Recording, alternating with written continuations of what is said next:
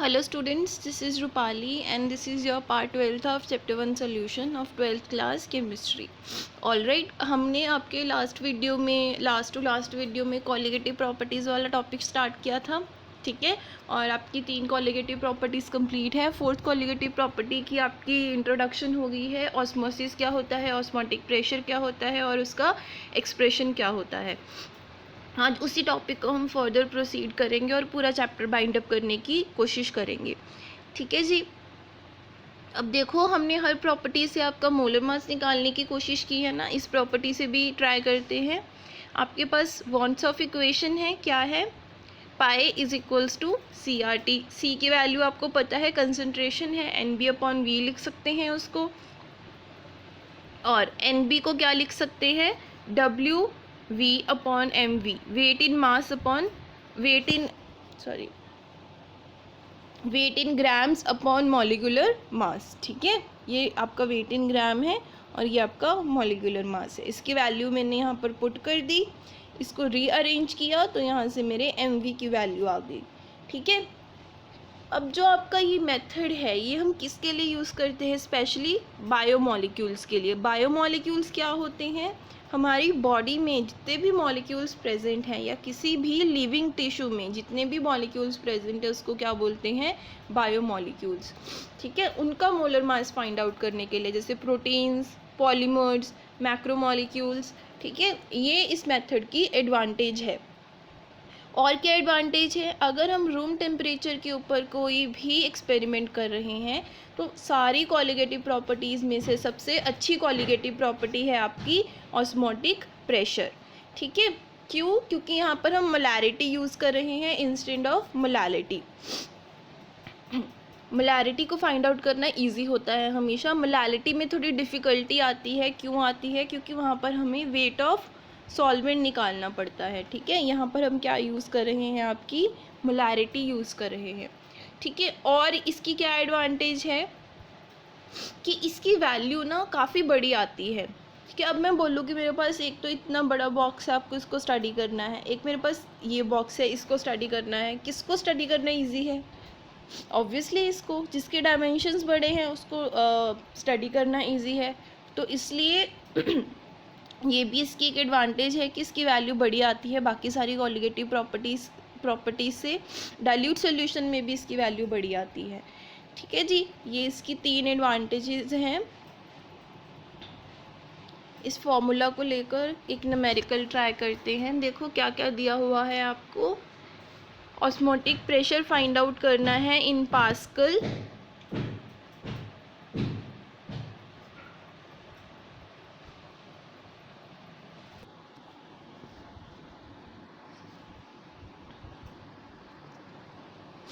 हाँ जी, आपका न्यूमेरिकल दिया हुआ है। ऑस्मोटिक प्रेशर आपको फाइंड आउट करना है पास्कल्स में, ठीक है। और आपको एक पॉलीमर दिया है 1 ग्राम, उसका मोलर मास दिया है 185,000, ठीक है। कितने ml में दिया है, 450 ml में, ठीक है।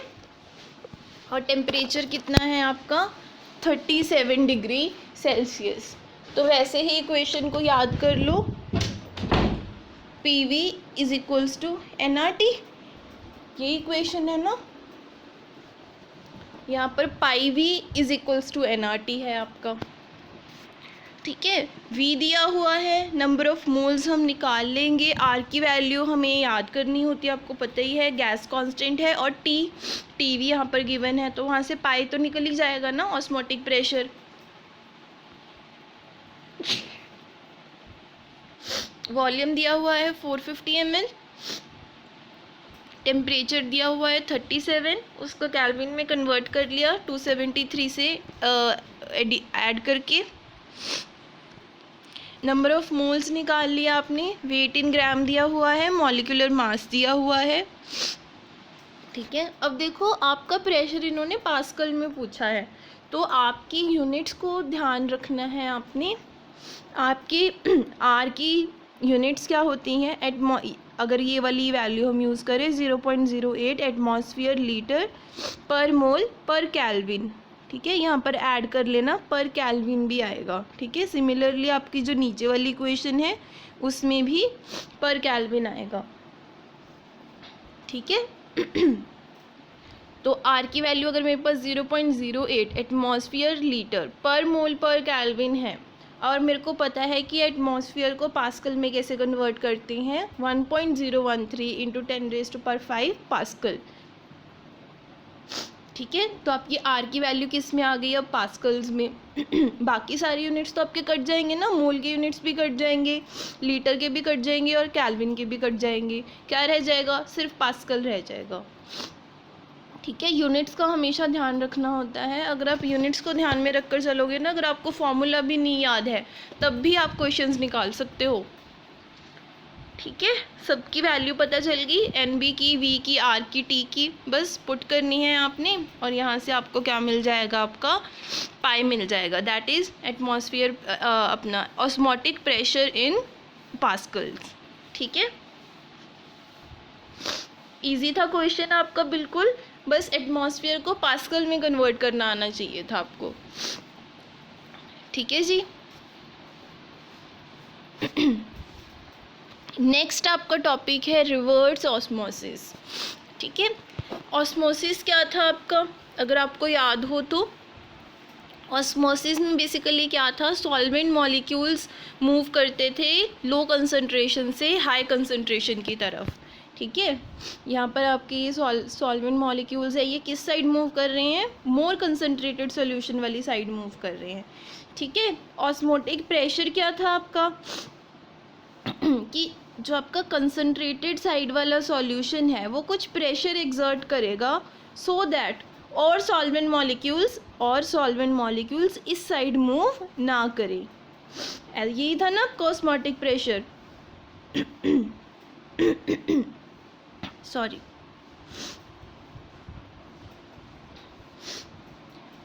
आपका ऑस्मोटिक प्रेशर क्या था कि इस साइड वो प्रेशर लगेगा आपके सॉल्यूशन वाली साइड सो दैट आपके और सॉल्वेंट मॉलिक्यूल्स इस साइड प्रोसीड ना करें, आपकी ऑस्मोसिस बेसिकली स्टॉप हो जाए, that is your osmotic pressure.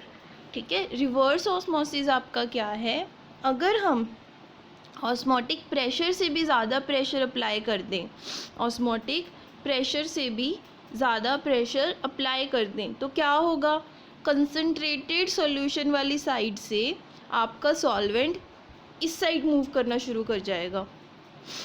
ठीक है, क्लियर है ना। अगर आप ऑस्मोटिक प्रेशर से भी ज़्यादा प्रेशर अप्लाई कर दोगे सॉल्यूशन वाली साइड तो आपका प्योर सॉल्वेंट, आपके कंसंट्रेटेड सॉल्यूशन में से pure solvent semi permeable membrane के थ्रू सॉल्वेंट वाली साइड मूव करना शुरू कर जाएगा। ठीक है, आपके ऑस्मोसिस की डायरेक्शन रिवर्स हो गई ना, पहले इस साइड थी अब इस साइड स्टार्ट हो गई है, इसीलिए इसको क्या बोलते हैं, रिवर्स ऑस्मोसिस बोलते हैं।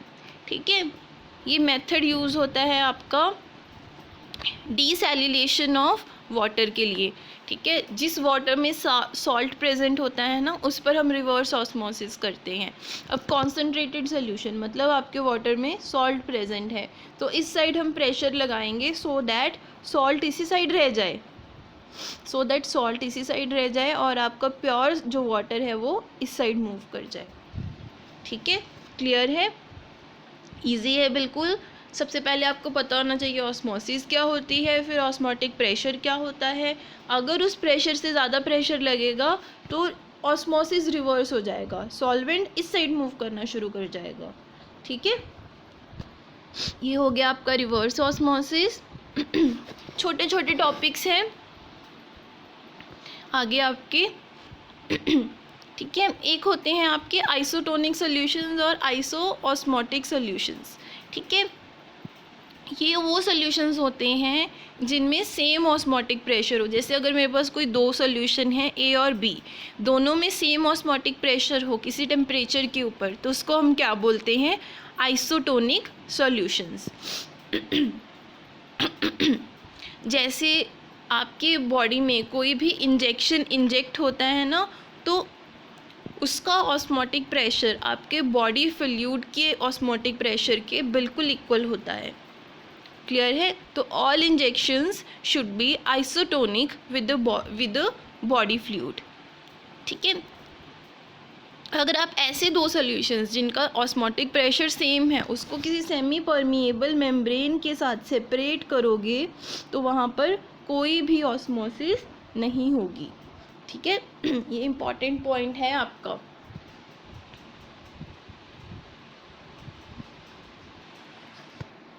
जो आपका बॉडी फ्लूइड होता है ना, उसका ऑस्मोटिक प्रेशर किसके इक्वल होता है? अगर मैं एक 0.9% NaCl सोल्यूशन बना लूँ, ठीक है, और इसको क्या बोलते हैं? नॉर्मल सेलाइन सोल्यूशन, ठीक है। इसका और आपके बॉडी फ्लूइड का ऑस्मोटिक प्रेशर क्या होता है? सेम होता है, इक्विवेलेंट होता है। अब देखो, अगर मैं आपके सेल को 0.9% NaCl सोल्यूशन से ज़्यादा कंसनट्रेशन वाले सोल्यूशन में रख दूँ, ठीक है। क्या किया मैंने? आपके सेल को 0.9% NaCl के सोल्यूशन की कंसनट्रेशन सॉरी क्या बोल रही हूँ मैंने क्या किया? मैंने एक सेल को एक सोल्यूशन में रखा जिसकी कंसंट्रेशन 0.9% NaCl से ज़्यादा है, या आपके नॉर्मल सेलाइन सोल्यूशन से उसकी कंसंट्रेशन ज़्यादा है। तो क्या होगा? आपका सेल श्रिंक कर जाएगा, ऐसा हो जाएगा आपका सेल श्रिंक कर जाएगा, बिल्कुल, ठीक है। नॉर्मल कंडीशंस में ये ऐसा है, हाँ जी, नॉर्मल कंडीशंस में देखो ये ऐसा है आइसोटोनिक, ठीक है। हाइपोटोनिक कंडीशंस में कैसा हो गया? ये श्रिंक हो गया, छोटा हो गया, ठीक है। ऐसा क्यों हुआ? क्योंकि आपके बॉडी में से आपका जो सेल है उसमें से वाटर बाहर आ गया, ठीक है। Water will flow out of the cell, और इस तरह के सोल्यूशन को हम बोलते हैं हाइपोटोनिक सोल्यूशन, ठीक है। क्या बोल रही हूँ मैंने क्या किया? मैंने अपना एक सेल लिया, उसको एक ऐसे सोल्यूशन में रखा जिसकी कंसंट्रेशन आपके सेलाइन सोल्यूशन से ज़्यादा है, तो वहाँ पर आपका सेल क्या कर जाएगा? श्रिंक कर जाएगा, उसमें से वाटर बाहर आ जाएगा, ठीक है। उस ज़्यादा कंसंट्रेशन वाले सोल्यूशन को हम क्या बोलते हैं? हाइपरटोनिक सोल्यूशन, ठीक है। हाइपर है वो, ठीक है, उसका मतलब क्या बोल सकते हैं? हाइपर एक्टिव ज़्यादा है वो, ठीक है, इसलिए उसने क्या किया? सेल को श्रिंक कर दिया, ठीक है। और उस सोल्यूशन का ऑस्मोटिक प्रेशर आपके सेल से ज़्यादा होगा, उस सोल्यूशन का ऑस्मोटिक प्रेशर आपके सेल से ज़्यादा होगा। उस प्रोसेस को हम क्या बोलते हैं? प्लास्मोलाइसिस। आपका सेल क्या कर गया? देखो यहाँ पर श्रिंक कर गया, ठीक है। इस कंडीशन में आपका सेल बिल्कुल नॉर्मल है, ये आइसोटोनिक वाली कंडीशन है, ठीक है। अब अगर मैं अपने सेल को एक ऐसे सोल्यूशन में रखूं जिसकी कंसंट्रेशन सेलाइन सोल्यूशन से कम है, तो वहाँ पर क्या होगा? आपका सेल क्या कर जाएगा? स्वेल कर जाएगा, बड़ा हो जाएगा आपका सेल, ठीक है। वाटर उसके अंदर चला जाएगा। उस सोल्यूशन को हम क्या बोलते हैं? हाइपोटोनिक सोल्यूशन, ठीक है। और उस प्रोसेस को हम क्या बोलते हैं? साइटोलिसिस, ठीक है जी। इस कंडीशन में आपके सॉल्यूशन का आपका ऑस्मोटिक प्रेशर कम होगा सेल से, क्लियर है। हाइपोटोनिक में ज़्यादा होगा, हाइपोटोनिक में कम होगा, ठीक है।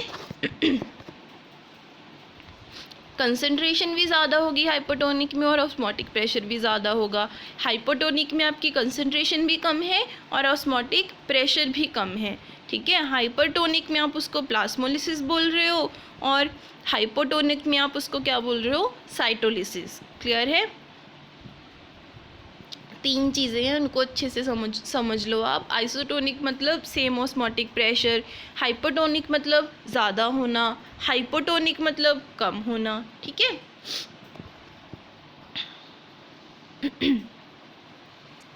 नेक्स्ट है देखो आपका एबनॉर्मल मॉलिक्यूलर मास। क्या होता है आपका एबनॉर्मल मॉलिक्यूलर मास? सबसे पहले देखो एबनॉर्मल का मतलब क्या हो गया कि आपका मॉलिक्यूलर मास नॉर्मल नहीं आ रहा, जितना आपने सोचा था उससे ज़्यादा या कम आ रहा है, ठीक है, यही हो गया ना। अब अगर आपने एक्यूरेट मॉलिक्यूलर मास ऑब्टेन करना है तो दो ही कंडीशंस होती हैं हमारे पास, ठीक है। उन दो कंडीशंस में ही आप अपना जो आपका मोलर मास है उसको एक्यूरेटली फाइंड आउट कर सकते हो। एक तो सॉल्यूशन डाइल्यूट होना चाहिए, आपका कॉन्सेंट्रेटेड नहीं होना चाहिए। सेकंड, ना ही तो आपका सॉल्यूट डिसोसिएट करे, ना ही एसोसिएट करे, ना ही जुड़ जाए जाके, ना ही टूट जाए। ठीक है। एबनॉर्मल मॉलिक्यूलर मास क्या होता है आपका, जब जितना आपने एक्सपेक्ट किया था आपका मॉलिक्यूलर मास उससे डिफरेंट आए। ठीक है, तो उसको हमने क्या बोला, एबनॉर्मल मॉलिक्यूलर मास। और उस सब्सटेंस को हमने क्या बोला कि वो एबनॉर्मल मॉलिक्यूलर मास शो कर रहा है। ठीक है। अब जैसे हमने ऊपर लिखा ही है कि कंडीशंस क्या क्या होती हैं कि डाइल्यूट होना चाहिए, एसोसिएट ना करे, डिसोसिएट ना करे। तो अगर आपका मॉलिक्यूलर मास एबनॉर्मल आ रहा है, ठीक है, तो उसका रीज़न क्या होगा, या तो वो एसोसिएट कर रहा है या तो वो डिसोसिएट कर रहा है। ठीक है। एसोसिएट का क्या मतलब है, जैसे मैं आपको बोलूँ मेरे पास इथेनोइक एसिड है।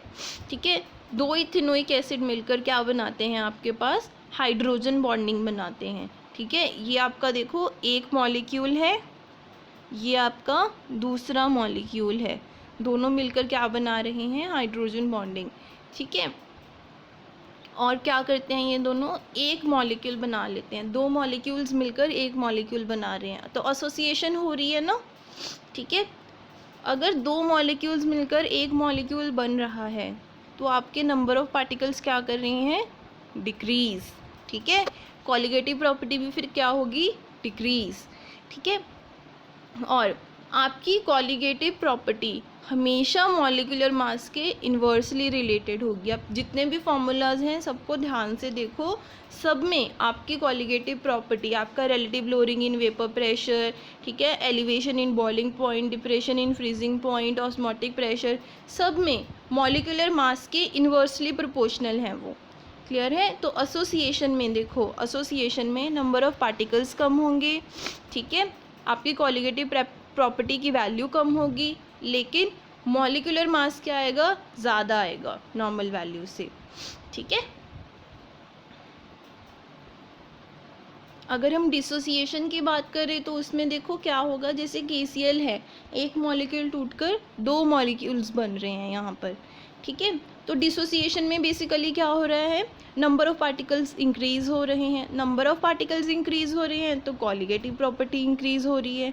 ठीक है, कॉलिगेटिव प्रॉपर्टी इंक्रीज होगी तो मॉलिक्यूलर मास क्या होगा, कम होगा हमारा। ठीक है,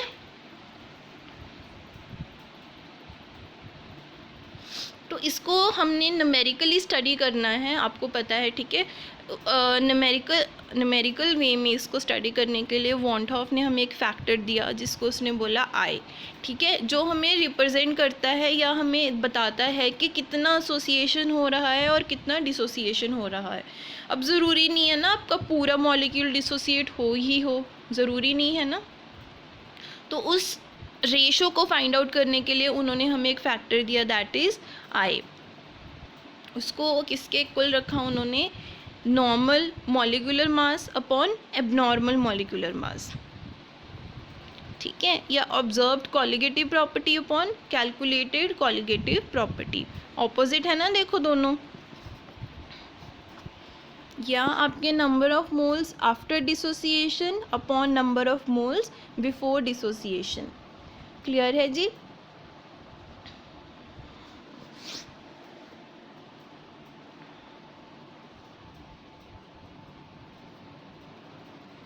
आपका आई हम इसलिए यूज़ करते हैं, मैं आपको दोबारा से बता रही हूँ। देखो, डिसोसिएशन या एसोसिएशन कम्प्लीटली हो ये ज़रूरी नहीं है। सपोज़ अगर मेरे पास n नंबर ऑफ़, सपोज़ मेरे पास n नंबर ऑफ़ मेरे पास मोल्स हैं। ठीक है, ज़रूरी नहीं है कि आपके n के n मोल्स ही अपने n/2 में कन्वर्ट हों या 2n में कन्वर्ट हों। ठीक है, ज़रूरी नहीं है ये बात।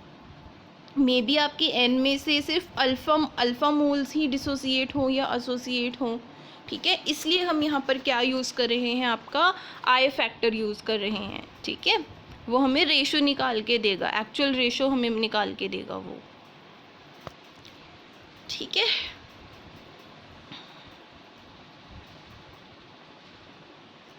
एसोसिएशन, जब भी आपकी एसोसिएशन होगी, ठीक है, आपका आई हमेशा क्या होगा, लेस देन 1 होगा। डिसोसिएशन में आपका आई हमेशा ग्रेटर देन 1 होगा, ठीक है। ऐसे क्यों?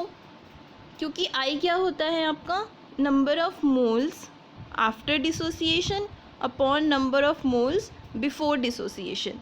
क्लियर है? या एसोसिएशन। अब देखो, अगर मैं आपको बोलूँ कि जैसे कंप्लीट डिसोसिएशन हो रही है, KCl की बात है, 2 बन जाएंगे ना, पहले 1 था, फिर कितने बन गए, 2 बन गए, तो यहाँ पर आई की वैल्यू क्या होगी, ग्रेटर देन 1 आई है ना, ठीक है। वही मैं अगर अपना इथेनोइक एसिड की बात करूँ, उसमें हमारे पास पहले कितने थे, एसोसिएशन से पहले 2 थे, ठीक है, एसोसिएशन के बाद कितने हो गए, 1, तो आई की वैल्यू देखो लेस देन 1 आई है, 1/2, ठीक है। तो फॉर एसोसिएशन आपकी वैल्यू आई की लेस देन 1 आएगी और डिसोसिएशन के लिए आई की वैल्यू ग्रेटर देन 1 आएगी, ठीक है। जब भी आपकी 100% डिसोसिएशन होगी तो जितने नंबर ऑफ आयंस बनेंगे उतनी ही आपकी क्या होगी, आई की वैल्यू होगी। जो मैंने अभी आपको केसेस बताए वो कम्प्लीटली डिसोसिएशन के ही थे, ठीक है जी।